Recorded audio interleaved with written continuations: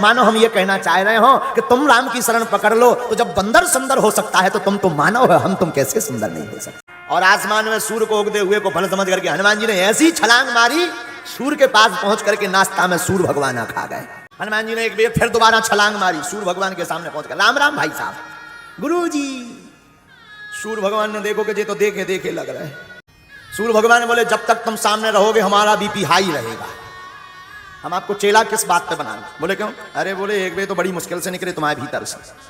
पंडित जी, हनुमान जी तो सूरज को बचपन में खा लिए थे, पर ये हो कैसे सकता है? क्योंकि लगभग माना जाए तो सूरज इतना बड़ा है कि उसके अंदर 1 करोड़ पृथ्वी भी समा सकती है, और वो इतना गर्म भी है कि उसके पास तो कोई जा भी नहीं सकता है। तो हनुमान जी ने ऐसे कैसे कर पाया? या इसके पीछे कुछ और रहस्य है जो हनुमान जी हमें बताना चाहते हैं, जो वेद बताना चाहते हैं हमें, जो हमें समझ में नहीं आता है? इसके पीछे की कहानी का रहस्य क्या है, इसके बारे में थोड़ा बताइए। जय हनुमंत संत हितकारी, सुन ली जय प्रभु अर्ज हमारी, जन के काज विलंब न की जय, आतुर दौरी महासुख दी। बालकाल में श्री हनुमान जी महाराज ने अंगड़ाई ली तो प्रातः काल हनुमान जी को भूख लग आई। माँ ने कहा फल खा लेना, फल फल। आसमान में लाल लाल उगते हुए सूर्य को ही फल समझ लिया, और आसमान में सूर्य को उगते हुए को फल समझ करके हनुमान जी ने ऐसी छलांग मारी, सूर्य के पास पहुंच करके नाश्ता में सूर्य भगवान खा गए। संसार में अंधेरा मच गया। देवता हाथ जोड़ के आ गए, भाई साहब जो खाओ निकालो। हनुमान जी बोले हमसे खाते बनता है, निकारते नहीं बनता।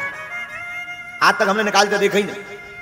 अरे बोले भाई साहब वो फल नो ही सूर्य देवता है, अंधेरा हो गया पूरे संसार में।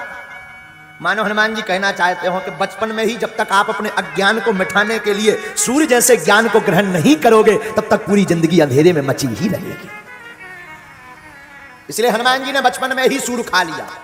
अच्छा, बचपन में ही सूर्य क्यों खाया? जवानी में खा जाते, क्या दिक्कत? खाना ही तो था। लेकिन धन्य रे वीर बजरंग बली। बोले बचपन में जो शिक्षा अपने बालकों को दे दोगे वही जीवन भर काम आएगी। बचपन में जब हनुमान जी सूर्य को खा गए तो सूर्य है प्रकाश, प्रकाश जब अंदर चला गया तो अंदर का अंधकार मिट गया और हनुमान जी ज्ञानी नामाग्रगण्यम हो गए। इसलिए तो गोस्वामी जी कहते हैं ज्ञानी नामाग्रगण्यम सकल गुण निधानम वानराणाम। हनुमान जी सबसे ज्ञानियों में श्रेष्ठ। बड़े बड़े देवता आए, भाई साहब दोनों खा निकाला। बड़ी मुश्किल से हनुमान जी ने सूर्य को निकाला। सूर्य की तरफ देख के बोले कैसे निकाला? सूर्य बोले जय हो तुम्हारी। हनुमान जी वापस आए, बात सब देवता वापस चलो, अब मत आना। बहुत दिन बीत गए तो किसी ने इनको शिक्षा दी कि अगर गुरु बनाना है तो सूर्य भगवान को बनाओ।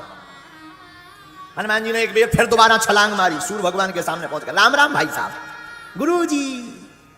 सूर्य भगवान ने देखो कि ये तो देखे देखे लग रहे हैं, इनको हमने पहले भी देखा है, कभी गौर से देखा रहे तो भैया है जो हमें ब्रेकफास्ट में खा गए थे। ये तो वही।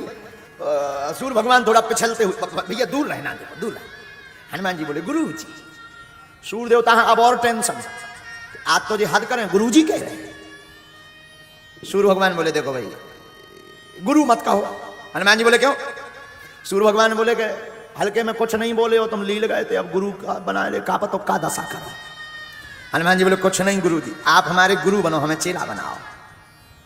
सूर्य भगवान बोले जब तक तुम सामने रहोगे हमारा बीपी हाई रहेगा। हम आपको चेला किस बात पे बनाना? बोले क्यों? अरे बोले एक वे तो बड़ी मुश्किल से निकले तुम्हारे भीतर से, अब तुम्हें अगर चेला। हनुमान जी बोले वो भूल थी सो हो गई, अब नहीं होगी। सूर्य भगवान ने सोची कैसे होता जो दूर जाए, तो बोले कैसे चेला बनना चाहते? बोले ज्ञान ज्ञान गुरु ज्ञान लेना चाहते। ठीक है, लेकिन हम नहीं दे सकते। क्यों भाई? गुरु ज्ञान लेने के लिए एक जगह बैठना पड़ता है, हम कभी बैठते नहीं है, चलते रहते हैं दिन रात, फिरते रहते दिन भर और रात में। हनुमान जी बोले कोई दिक्कत नहीं, तुम चलते रहना, हमारा भी पांव बहुत कम रोका था। सूर्य भगवान बोले मतलब? बोले वानराणाम भीषम। एक तो हम वानर, कपि चंचल सभी विधिहीना, हम तो कपि हैं। कपि माने होता बंदर। हम एक प्रारंभ के दिन से ही आचार्य जी एक सूत्र निकला था, पता नहीं हमारी मूर्ख कुबुद्धि ने कैसे निकाल दिया था। हनुमान जी हैं बंदर, लेकिन रामचरितमानस के हनुमान जी रूपी बंदर भी राम का सानिध्य पाकर के बन गए सुंदर।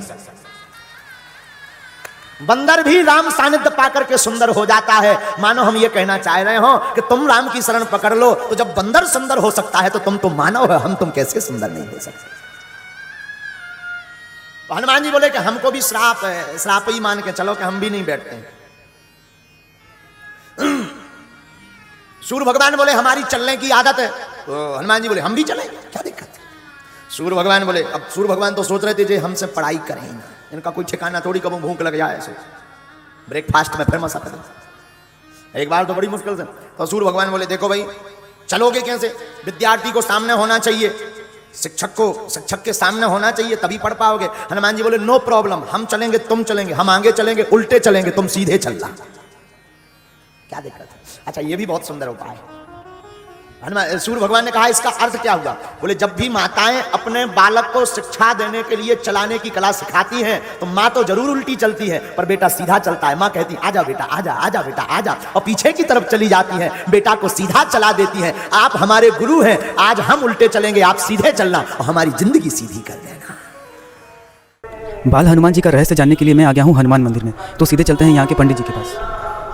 पंडित जी, हनुमान जी तो सूरज को बचपन में खा लिए थे, पर ये हो कैसे सकता है? क्योंकि लगभग माना जाए तो सूरज इतना बड़ा है कि उसके अंदर 1 करोड़ पृथ्वी भी समा सकती हैं, और वो इतना गर्म भी है कि उसके पास तो कोई जा भी नहीं सकता है। तो हनुमान जी ने ऐसे कैसे कर पाया? या इसके पीछे कुछ और रहस्य है जो हनुमान जी हमें बताना चाहते हैं, जो वेद बताना चाहते हैं हमें, जो हमें समझ में नहीं आता है? इसके पीछे की कहानी का रहस्य क्या है? हनुमान जी तो रुद्र के अवतार हैं, 11वें रुद्र हैं। शक्ति तो बचपन से उनमें बहुत बल था, पवन के पुत्र थे। जब से जन्मे थे, देवता लोग उनको जब वरदान नहीं दिए थे, उनसे पूर्व भी उनके पास बहुत बल था, और पवन देव उनको उड़ान भरने की विद्या भी बता चुके थे। तो इसी एक तो बताए थे, तो सूर्य के पास गए, और सूर्य का बोलते हैं ये जुग सहस्त्र योजन पर भानु लिल्लो ताही मधुर फल जानू, पहले हम लोग का ऋषि मुनि लोग लिख चुके हैं। तो जो स्वयं रुद्र के अंश हैं और इतना बलशाली हैं, उनके लिए कुछ भी असंभव नहीं हो सकता।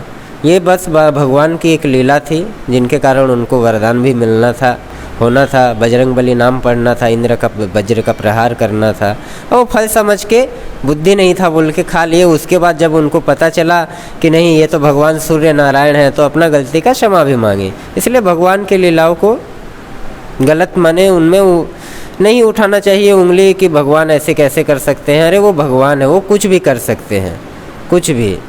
वो तो ब्रह्म बोलते हैं ना कि ब्रह्मांड निकाया निर्मित माया, रोम रोम प्रति वेद कहे। भगवान ऐसे हैं जिनके एक एक रोम में असंख्य ब्रह्मांड झूल रहे हैं। ये तो एक ब्रह्मांड है, हम लोग तो कण का मात्र भी नहीं है उसमें, लेकिन ऐसे भगवान हैं जिनके भगवान में असंख्य ब्रह्मांड रोम रोम में झूल रहा है। तो उनके लिए कुछ भी असंभव हो ही नहीं सकता, चाहे वो राम हो, हनुमान हो, कृष्ण हो, अनेक रूप हो सकते हैं।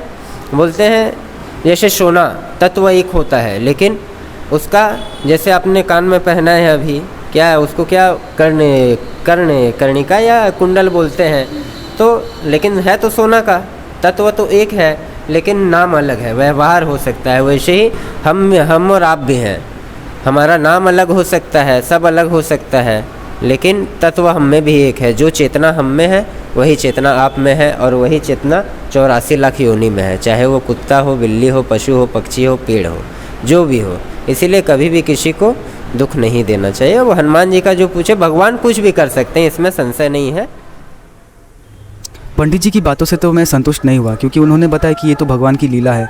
अरे भगवान ने लीला की है, मैं समझ गया, पर इसके पीछे कुछ ना कुछ तो रहस्य होगा ना, जो हम मनुष्य को वो सिखाना चाहते हैं, पर इसके बारे में पंडित जी ने कुछ बताया ही नहीं। तो क्वेश्चन तो यही रहा, अगर मैं दूसरे हनुमान मंदिर जाऊंगा तो ज़रूर दूसरे पंडित जी से ये ज़रूर पूछूंगा, क्योंकि मैं हर चीज़ का रहस्य को जानना चाहता हूँ। क्योंकि इस दुनिया में कोई चीज़ ऐसे ही नहीं हमको बताई गई है, इसके पीछे का कुछ ना कुछ रहस्य है, जिसके पीछे मैं पड़ा हुआ हूँ, और जब तक वो रहस्य मुझे पता नहीं चलेगा, मैं ऐसे ही मंदिर घूमते रहूँगा। और आपको वीडियो अच्छा लगे तो ज़रूर इसको शेयर करिए।